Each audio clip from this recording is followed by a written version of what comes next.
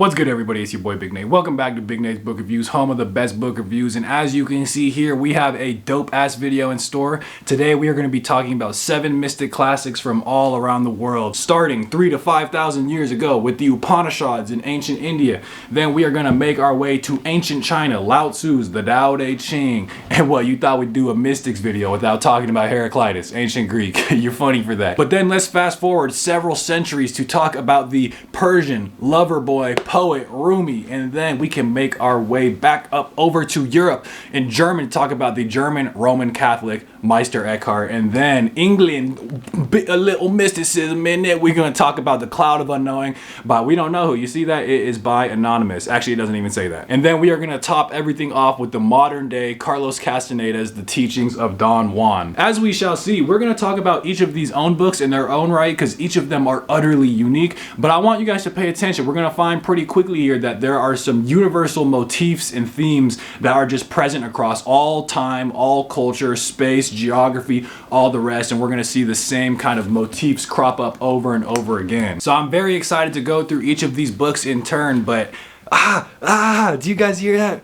Oh my God. Oh yeah, right. It's time to start smoking that loud. You might have heard that through the screen, or maybe my frequency too high for you, but either way, we finna toke this doobie and then we gonna get right into it. Okay, up first, we are gonna go ahead and talk about the Upanishads, which, like I already mentioned, were written some 3,000 to 5,000 years ago. And the translator and commentary written by ECKHART in this book, they said of the collection of verses here in the Upanishads, when these texts were composed or who wrote them, nobody knows. And I love when stuff like this gets really ancient, you know, when it's totally anonymous, it's thousands and thousands of years ago, because it's almost like it just emerged from like the symbolic ether, right? We have no concept who did these. We have no idea when they were written per se. We just know that these are some ancient ass imagine 5,000 years ago that these were written. And ECKHART in his commentary basically, you know, gives a good description of what I feel like this book actually is. You know, what are the Upanishads?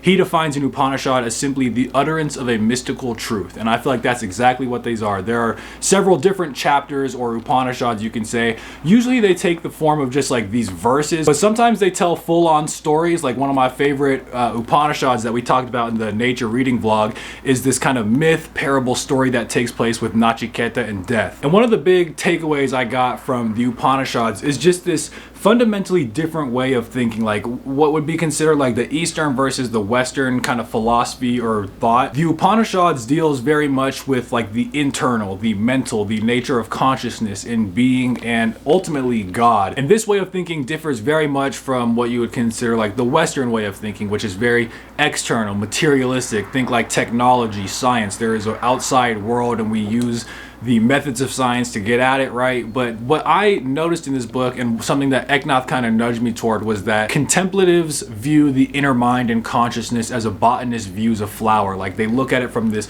objective point of view, which I know seems like a paradox, but it's just like, think about what a contemplative, you know, a mystic in some sense really is. They are essentially a scientist of the mind. Like they perform observation and experimentation. Again, these are people who have put like decades of their lives or a large portion of their lives simply towards this practice, right? A contemplative, like that is what they do. And I know the idea of like Buddhist meditation, I've experienced this a little bit myself when I was on my meditation grind, but the whole point is, all right, like you close your eyes, kind of sink into that pure being, and then you can see, you can like literally watch almost as a third party. That's the kind of contradictory nature, but you just see thought, like any kind of feel, like somebody says something to you and it makes you really upset or frustrated, or work is going tough, or you're stressed about bill, any of that stuff, right? You can watch the feeling just kind of like arise, but you know, this too shall pass. I know that's like kind of corny, but that's really how it is. And my understanding of Buddhism is that like suffering is essentially through you trying to grasp and hold on to some really pleasurable feeling, right? We chase after what makes us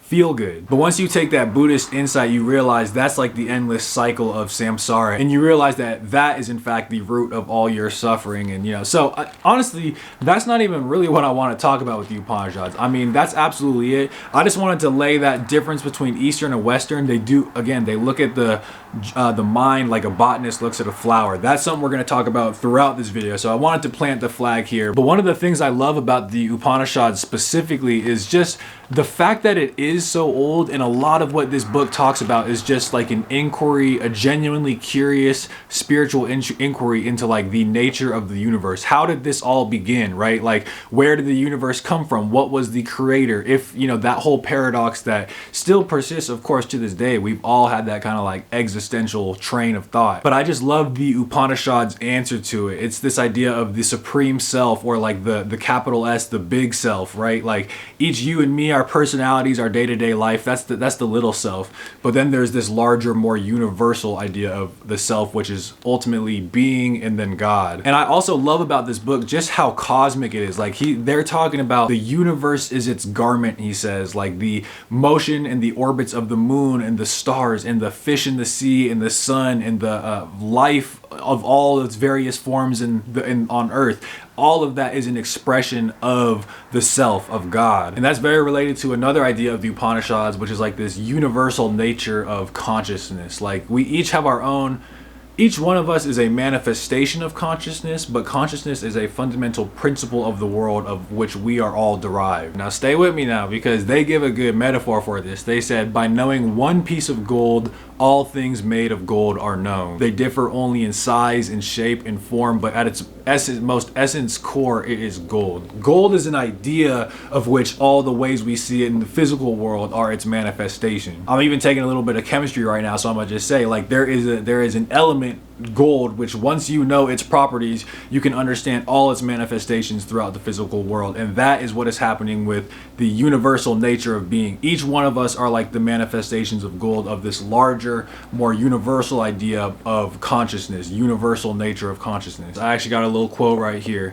As the rivers flowing east and west merge in the sea and become one with it, forgetting they were ever separate rivers, so too do all creatures lose their separateness when they merge at last into pure being. So, you know, this is just a flavor of what you're going to get with the Upanishads. And just related to what I was saying earlier with the idea of like samsara and suffering, chasing the worldly pleasures, one metaphor which comes up in this book, which we see very consistently, and I'm bringing this up now because it's the oldest one, so we're going to see that thread run through. But it's this idea that somebody who chases the worldly pleasures, like they're just like a rat pressing the button to just constantly get dopamine, and they're just living in that endless cycle. They compare it to like a bird that's tied to a perch, but it's just fluttering and flapping to and fro, and it's exhausting all its energies, just totally futile, and yet they're spending all their time just going hither and thither, as they say, and going, once you finally relax into the self and you meditate and you rest into pure being, it's like that bird coming down finally to rest on its perch. And one line I have to mention really quick before we move on is there's just a ton of mystic bangers throughout here,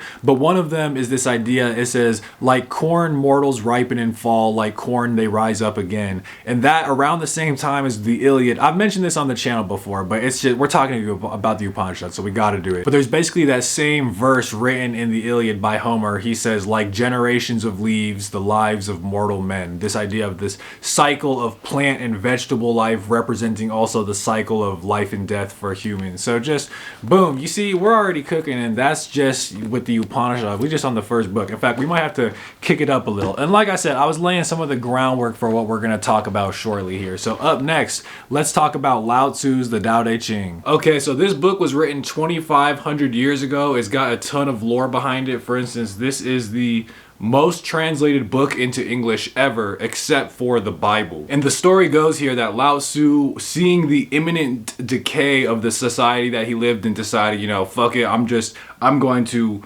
renounce it all. I'm gonna ride away alone into the desert. And he's doing exactly that when eventually a gatekeeper recognizes him, and he just begs Lao Tzu, please put down the essence of your teaching. And from that little exchange, as legend had it, that is how the Tao Te Ching is born. Not only that, but our GOAT, Confucius, Master Kong, we've talked about him on the channel. In fact, he almost made this video, but he wasn't quite mystic enough. Anyway, I'll save that for another point. But Confucius, it said that he journeyed to see Lao Tzu, and he walked away amazed and in awe of the man. So like, whoa, and look, I got that book, all that right? I got that right here, and we about to break it down right now. So the first thing to talk about is like, what is the Tao? You've probably heard of that, like the Tao, the way. And it's basically the same thing as the self or the supreme source in the Upanishads. It's basically God. It is the constant unfolding of the universe, that boundless stream of creation of which we are all a part. That is the Tao. And this whole book really is concerned in describing that and outlining it and giving you an understanding of what this, you know, the supreme source, the Tao is. And yet throughout it, he is constantly saying that the Tao itself is totally undescribable, indefinable, inexhaustible. It is transcendent, right? It is like a truly incomprehensible thing, but yet we try and talk about it through symbols and metaphors, and that's honestly a lot of what the Tao Te Ching is, just metaphors for what the Tao is. But another thing I got from this book, I feel like it comes in pretty strongly, is this idea of duality, and I'm just going to read a quick little verse to give you an idea. So, under heaven, all can see beauty as beauty only because there is ugliness.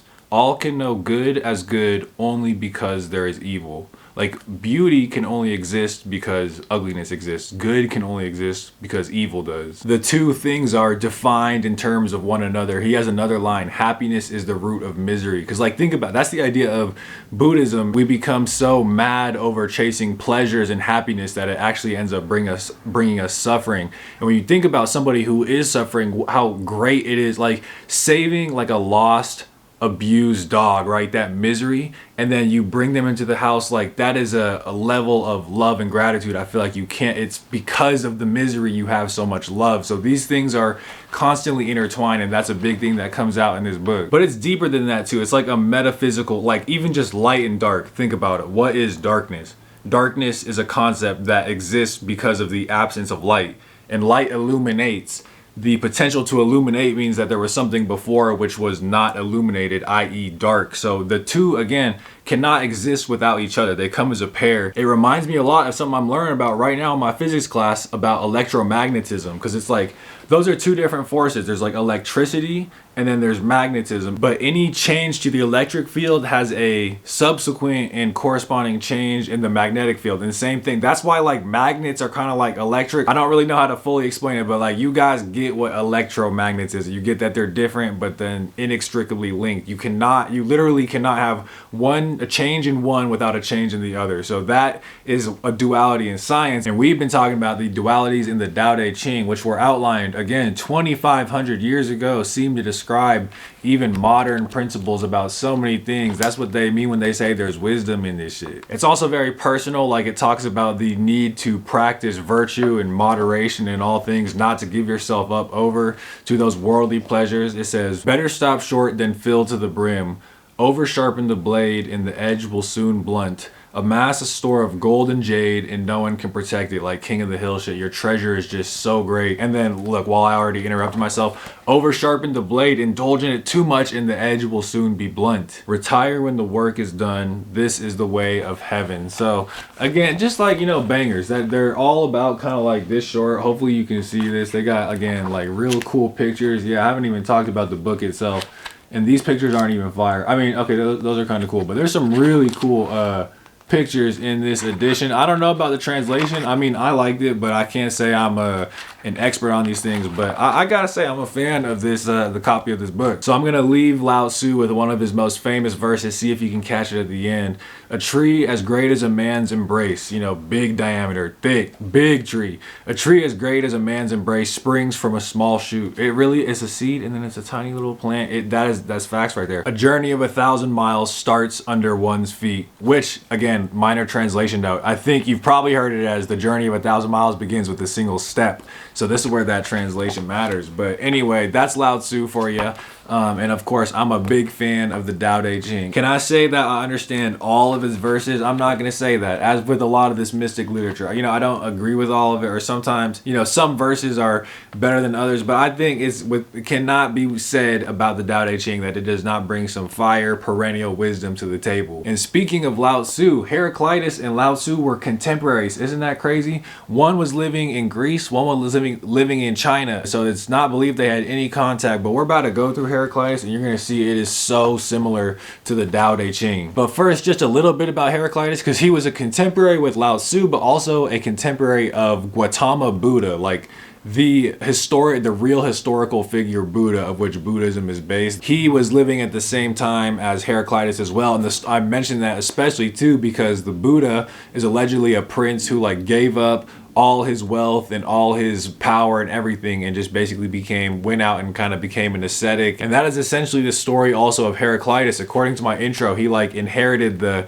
kingdom of one of the most wealthy cities in Greece at the time, but he eschewed it. He turned it down in search of the wisdom, the word of wisdom instead. And his book was so fire that like Plato, Aristotle, Marcus Aurelius, all these great writers were constantly referencing Heraclitus's book. And then what happened is there was some event, I think it was actually the Library of Alexandria. I don't know if it was the fire or just otherwise, but the book got destroyed and all that's left are the fragments, which is why it's so appropriately titled. So even just like metaphysically, the idea of the book, like it's destroyed, because the big theme of this is there's constant change and renewal. Everything is torn down just to be brought up again infinitely, on and on. So in many ways it like completes the philosophy. He has a line where he basically says, you never step foot in the same river twice. From one instant to the next, it is a total different configuration of water molecules and the sand and the dirt and the air and the pressure, temperature. Everything about the river is different, and very much the same thing could be said of the stream of consciousness. There is only this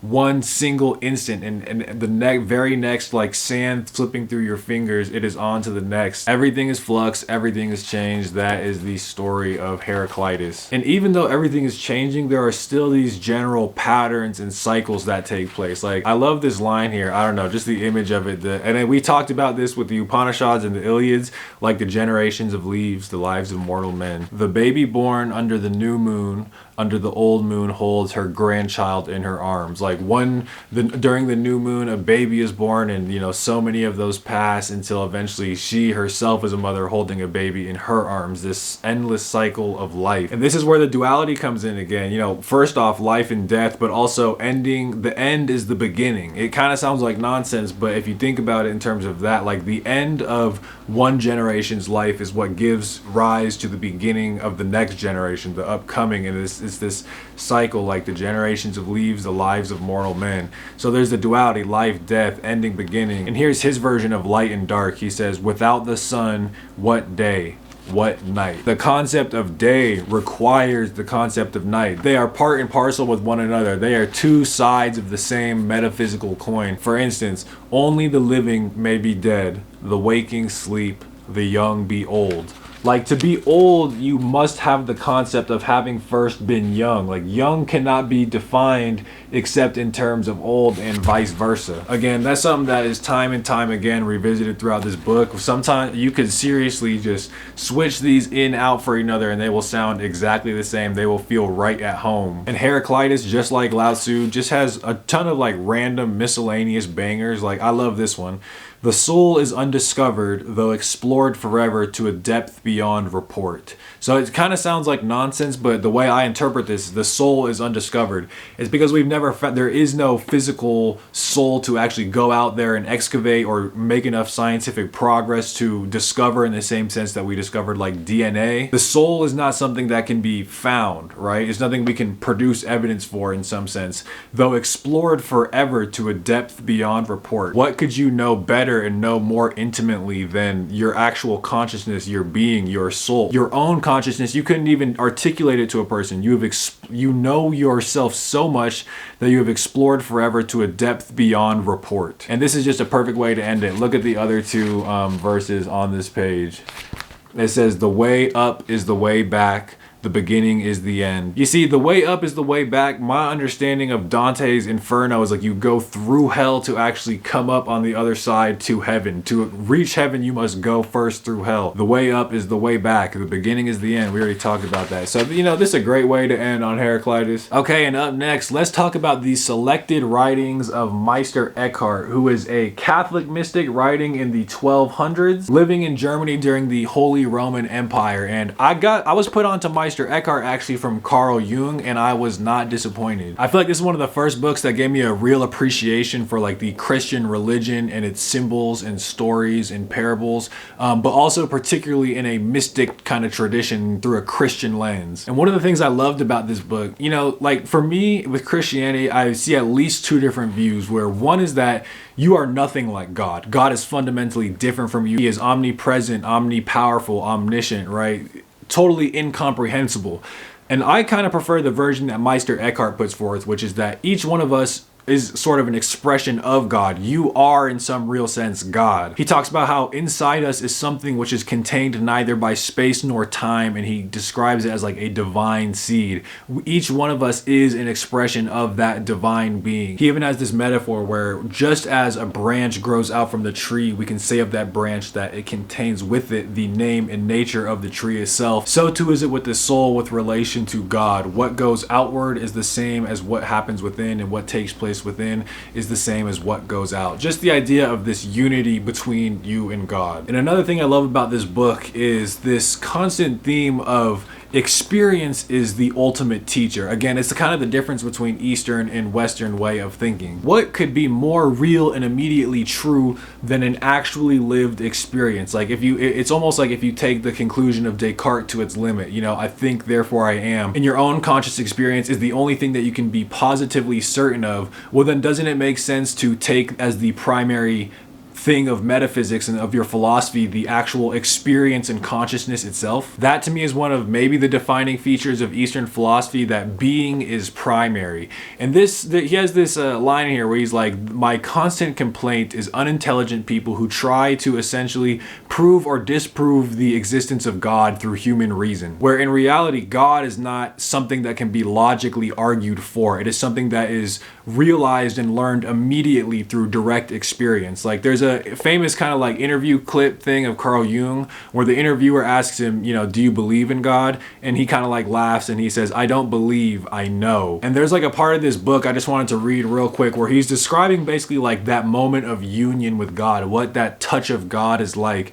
And he writes, if someone possessed an entire kingdom or all the goods of the earth, and if they gave it all up for the sake of God, becoming one of the poorest of the earth, and if God then gave that person as much suffering as he has ever given anyone, and if they had to endure this all their life long, and if God then allowed them to glimpse just once and for only a fraction of a second how he is in his power, their joy would be so great that all of this suffering and all of this poverty would be insignificant. That is how glorious and wondrous and divine the touch of God is. And when you've had that little touch, the idea of some Reddit atheist coming up and trying to use facts and logic about actually God's not real, right? It's impossible, physically impossible. That is the unintelligent person which Meister Eckhart is talking about. You cannot argue the logical existence for God. I don't believe, I know. And of course, as is consistent with everything else, this idea of like chasing worldly pleasures versus spiritual fulfillment, samsara versus nirvana. Meister Eckhart talks about how the person who is driven by their lusts is like a small ship tossed to and fro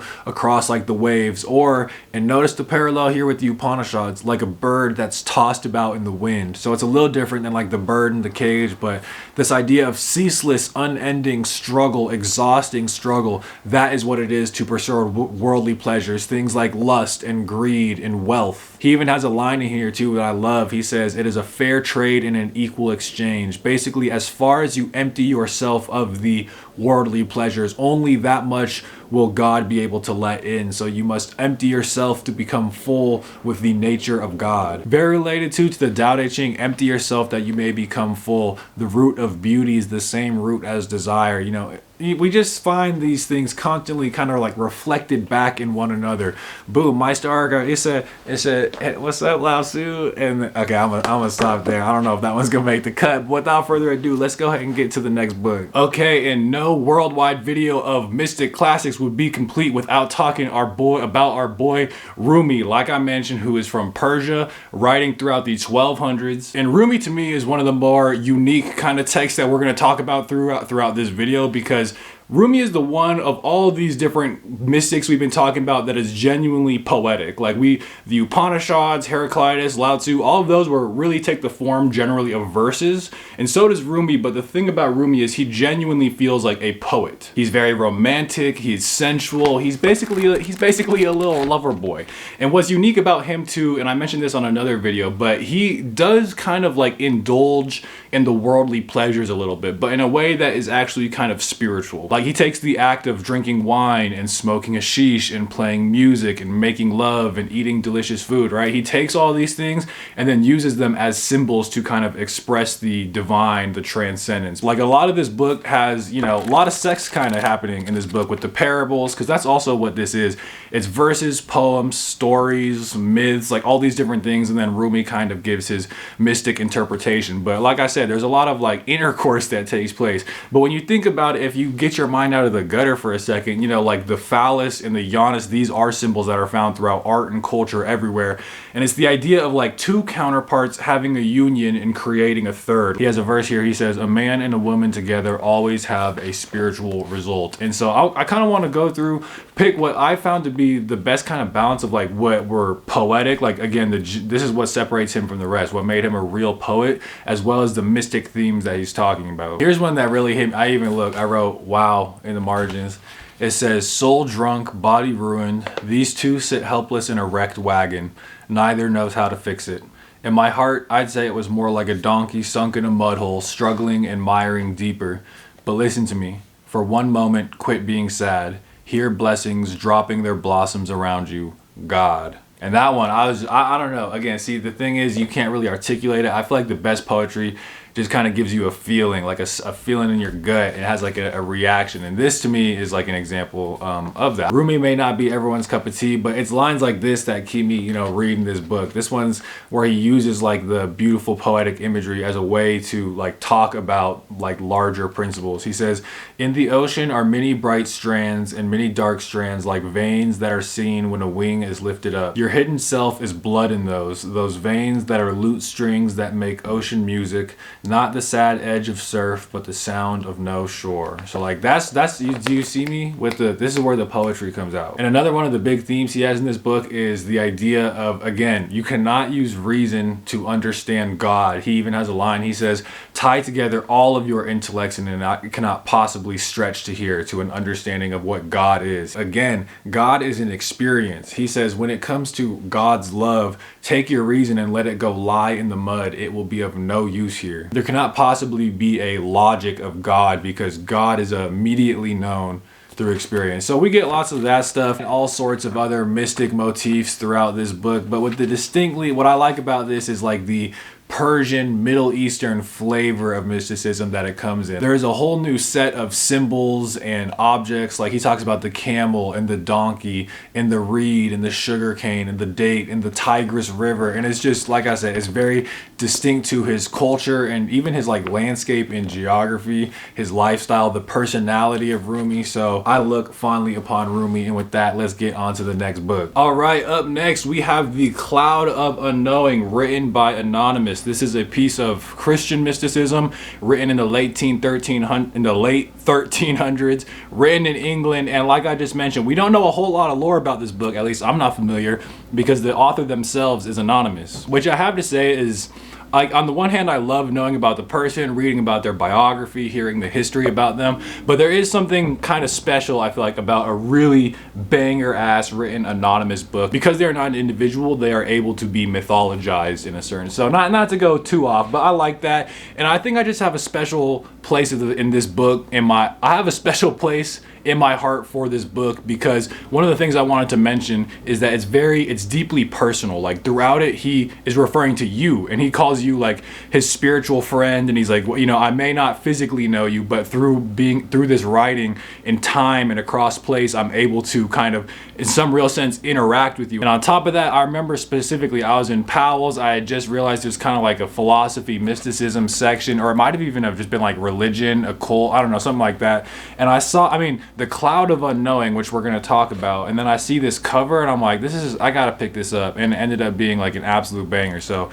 I don't know how much is sentiment, but this is also one of I'd say my two favorite books in this video are kind of like overall are the Upanishads and The Cloud of Unknowing. One of the big themes of this book, which has been recurring at this point, but it's the idea that God is not is totally incomprehensible in terms of reason. God exceeds, like, God is irrational in some sense, or maybe not irrational so much as it is outside of rationality and reason altogether. He has this line, he says, when the mind faces God, it seizes up. It becomes blank before a knowledge it can never assimilate because it can never understand the first thing about it. It enters a cloud of unknowing. And that's not that, like, God is distant from you. No, quite the opposite. He's just saying in terms of the intellect, you cannot understand God. God is understood through love. It's what he calls love and what I think is like experience. He even has a line, he says, let men say what they will, experience teaches. Like, that's that thing we've been talking throughout. Like, when you've had the mystical experience, that divine touch with God, there's nothing that anyone can say to tell you that that's not real. But when you've had that mystical experience through the Christian symbols, that's the thing. These are all different flavors to me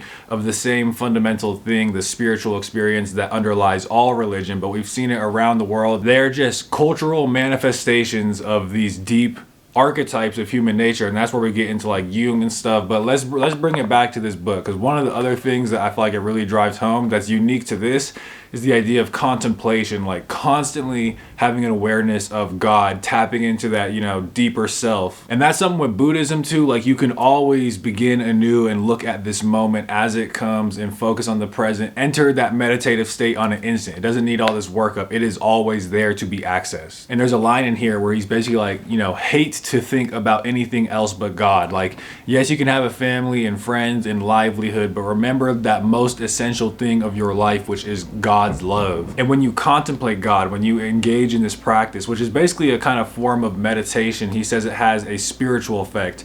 Your soul's eye concentrates upon God just as the marksman fixes his eye on his target. You are that much farther from God if anything but God is on your mind. And I bet some of you watching right now need to get a little more, they need to lock back in on target. So contemplation is a big idea of this book, but it also, as with all of these, it's kind of an interesting thing that pops up. The need for spiritual virtue over worldly pleasures. And I love this image right here. Plato does something similar in the Republic. He says, unless the soul can control its strong desires and its wanted pleasures, its greedy delights, right? Like when you are just wanting to indulge, you know, pig out, as they say. In fact, let's get right to it.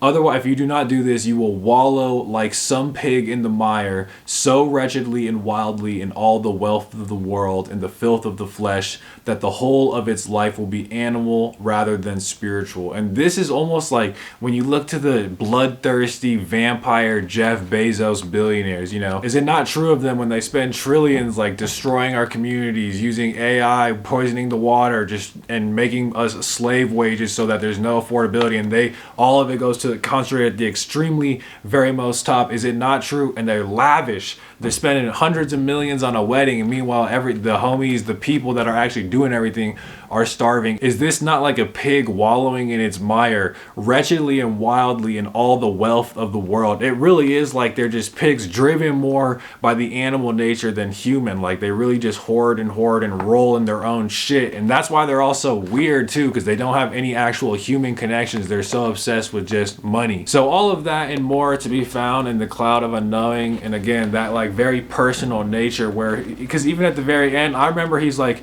farewell, spiritual friend. And I'm like, no, damn, like I actually felt something. Like, it felt like a homie was leaving because the book was ending. It's like, goodbye for now type shit. So I gotta say, I thoroughly enjoyed the Cloud of Unknowing here by who knows, but shout out to my spiritual friend.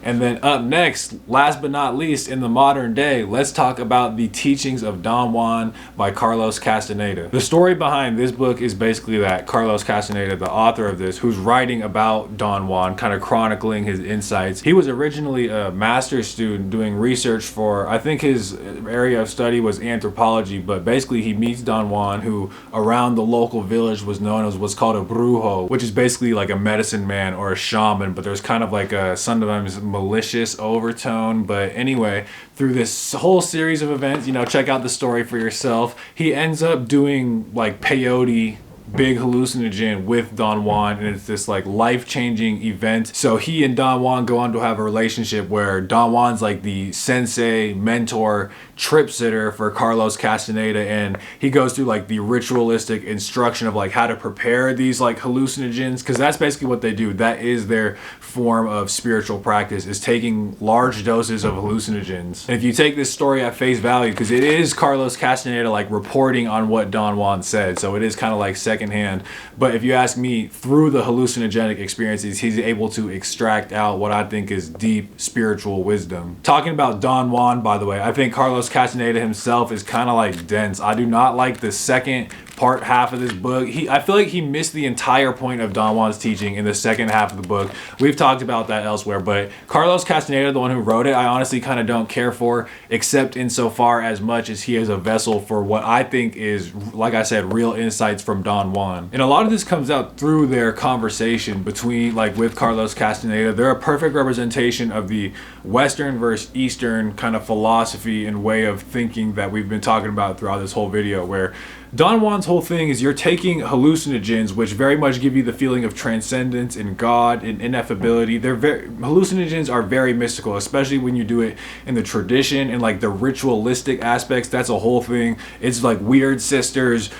He slices his hand, puts his blood in there, stitching lizards' eyes open, or rather closed. It's you know, get to the video if you want to know more about that. There's a lot of that going on, but the hallucinogenic experiences themselves are of sort of the mystic vision. And Carlos Castaneda's problem is he keeps trying to understand it like scientifically, logically, observation, external, materialistic world, when all it's totally incommensurate. And Don Juan just kind of like looks at him and calls him stupid sometimes, like trying to get to the bottom of it through conversation. It's like fundamentally it is an experience, and that is the most real thing. Like if you've taken a hallucinogen before, you know, particularly a large dose, you know there is nothing more real than that. And Carlos Castaneda is having all these crazy experiences. Like that's what is one of the things that's fun about this book, is his descriptions of these crazy trips that he goes on. And one experience he had, he describes as really genuinely feeling like in his consciousness he was flying, and it's like this most beautiful, gracious, ecstatic thing. He's like flying throughout the universe, this, that, and the other.